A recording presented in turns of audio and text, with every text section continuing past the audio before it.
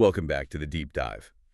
Today, we're opening up a really fascinating set of sources. We are. It's a collection of discussion guides, some reflective exercises, and action plans, and they're all focused on what is, well, arguably the biggest pivot any successful person has to make. Right. That shift from being a high-achieving individual to becoming a leader who, multiplies their impact through other people. And this material is extraordinary because it doesn't just talk about leadership theory. It gives you a practical blueprint for deep internal behavior change. We're looking at moving you away from what we can call the additive mindset. The additive mindset. So that's the belief that to get more done, I have to do more work myself. Precisely. And we're trying to shift you toward the multiplicative mindset. Where your influence scales, almost exponentially, because you're deliberately empowering others to lead. Exactly. So our mission in this deep dive is to really pull out those concrete questions and frameworks to help you analyze where you might be acting as a bottleneck. Or, on the flip side, where you have the greatest leverage for growth, we're essentially providing you with a mental scorecard today. And that journey, it really begins with the definition of success itself. Okay, so let's unpack this shift, because the core paradox the sources present is, frankly, a little startling. It is. It's this. What if the success you're chasing right now, the awards, the numbers, the immediate results, is actually capping your long-term influence? It forces you to ask a really fundamental question. How would your entire definition of success change if you measured it by the leaders you develop, not just the goals you achieve? That distinction is everything, isn't it? The achiever is focused on that immediate finish line. And often creates dependency along the way. Right. While the multiplier is building a relay race, they're investing in the handoffs. Yeah. But here's the tricky part, the emotional barrier. Yes. The fear factor. It's the elephant in the room for every highly competent person. Totally. Just think for a second about the unspoken fears that surface when you imagine developing someone who is so good, they could eventually surpass you. Or even replace you. Or replace you. Those fears, whether you admit it or not, shape every single delegation decision you make. We see this all the time. That little subconscious urge to keep the critical knowledge, or maybe the key relationships, a little close to the chest, just in case. It's an addiction to being indispensable. Yeah. It's pure ego protection, and it is a zero-sum game.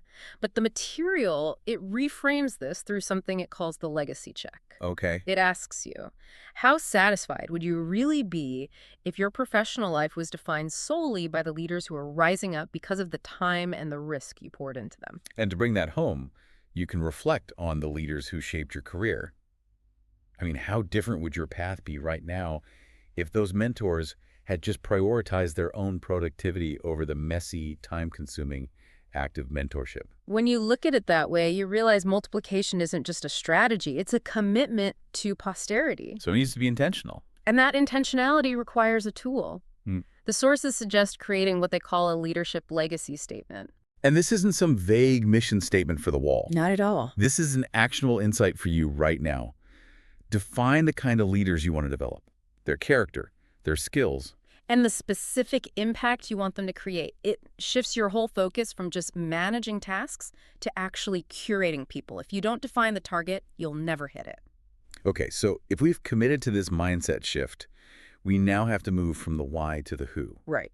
How do multipliers actually identify and, invest in the right people, and how do they get past their own biases? This is where we hit the challenge of the overlooked leader. The sources are pretty clear that it's just human nature to gravitate toward people who look, think, or act like us. The people who make us feel comfortable. Exactly. And that comfort is poison to multiplication. Yeah. If you only develop people who are basically a copy of you, you're guaranteeing your organization's future looks exactly like its past. You're limiting innovation, diversity of thought, everything. Immediately. Yeah. So the material forces us to distinguish between performance versus potential. Oh, that's a big one. It's so common to confuse excellent performance in a current role with the capacity for future leadership.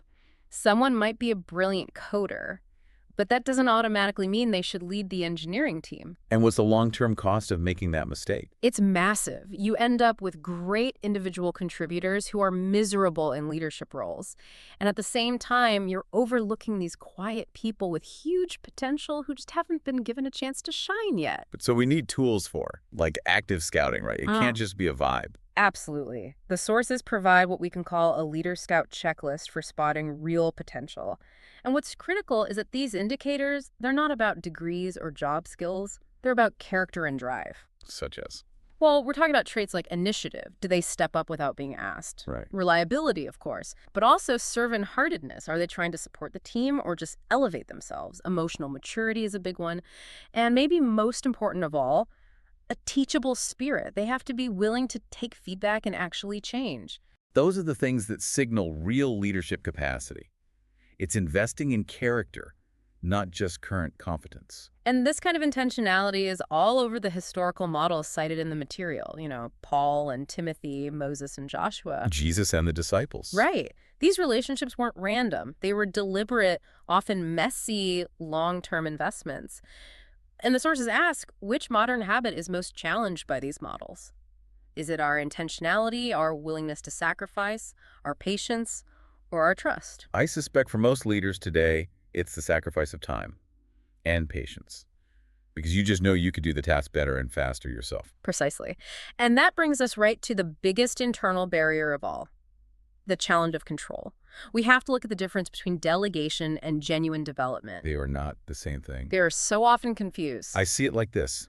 Delegation is handing off a task to free up your time. Development is building someone else's capacity to grow their influence. That is spot on. Delegation clears your plate. Development expands theirs. And the sources really probe this, asking leaders, where have you confused the two? Because if you delegate a task and then you just hover over them, correcting every little step. You haven't delegated, you've just loaned them a piece of your work. And we justify that control, don't we? We say we're just maintaining high standards or excellence. That self-justification is a huge blocker. It stops us from accepting that mistakes are the fuel for learning. The sources pose what they call the trust test. Okay, what's that? When someone on your team fails, what is your immediate gut reaction? Does it push you toward more control, taking the task back, or toward more coaching? The multiplier chooses coaching. They understand you have to trust people before they feel ready. If you wait for ready, you'll wait forever. And to manage this release of control, the sources suggest using a framework like the trust ladder. You don't just throw someone in the deep end. You structure their autonomy. So how does that ladder work? It's a step-by-step plan. You start by identifying low-risk tasks that can be delegated immediately with a simple check-in. Got it. Then you move to medium-risk tasks, delegated with guidance and structured feedback loops. And finally, high-risk tasks, delegated only after they've built up confidence and a track record of success. It's a system for empowerment. A system is crucial for managing that fear of letting go. But at the end of the day, you have to release something. The final challenge here is pretty blunt. It is. What is one leadership responsibility you must release for multiplication to happen, and why haven't you done it yet? And that why haven't you is always about fear. Fear of a temporary dip in performance or loss of status. But if you don't release those bottlenecks, your growth is always capped by your own capacity. So let's pivot now from the individual to the infrastructure. If multiplication is the goal, you need systems that work even when you're not there. This is the pipeline reality check. Yes. Look at your organization and ask, what parts of your leadership are still completely dependent on you? Your sign-off, your presence, your knowledge. If you disappeared for a month, what would grind to a halt? That's where your bottlenecks are. A healthy organization has a flow of talent. The sources actually define 5 stages for a pipeline: emerging, developing, practicing, empowered, and then multiplying leaders. And if your pipeline is stagnant at the top, you have an achiever system, not a multipliers. Okay, so once we've identified the people and the gaps, we have to talk about how we develop them. The material makes a really sharp distinction between teaching and training. It does. Teaching is theoretical. It's information transfer, concepts, slides, lectures. Training is experiential. It's practice, simulation, actually doing the work with a safety net. Exactly. The question for you as a multiplier is, how much of your development is information versus experience? Your emerging leaders don't need another concept. They need structured repetition and feedback. The goal isn't just to transfer knowledge, but to deliberately transfer ownership. And that means they feel the weight, the risk, and the reward of the decision. So how do you make sure a critical skill is actually transferred, not just talked about? The sources outline a skill transfer plan. For any critical skill, say managing a tough conversation, you have to define 3 things for the mentee. What are they? First, what they must know, the concepts, the policy. Second, what they must do, the specific experiences you'll guide them through. And third, what they must practice, repeated opportunities for safe, reviewed application. That structure makes sure the skill actually sticks.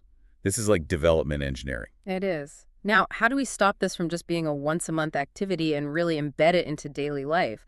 The sources propose a real-time application cycle. This is what turns good intentions into habits. It's a three-step loop. Step 1, practice. Right. You commit to applying one principle immediately. Maybe you coach for an answer instead of just correcting an outcome. Step 2, reflect. After that interaction, you ask, what shifted? What resistance did I feel in myself? And then, step 3, refine. Based on that reflection, what will you keep, stop, or start doing differently next time? This turns every single day into a learning lab. But if we're focused on transformation and character, how do we measure success? It's not as easy as tracking revenue. That is the ultimate measurement challenge. Are you measuring what truly matters, the growth, the influence, or just what's easy to track?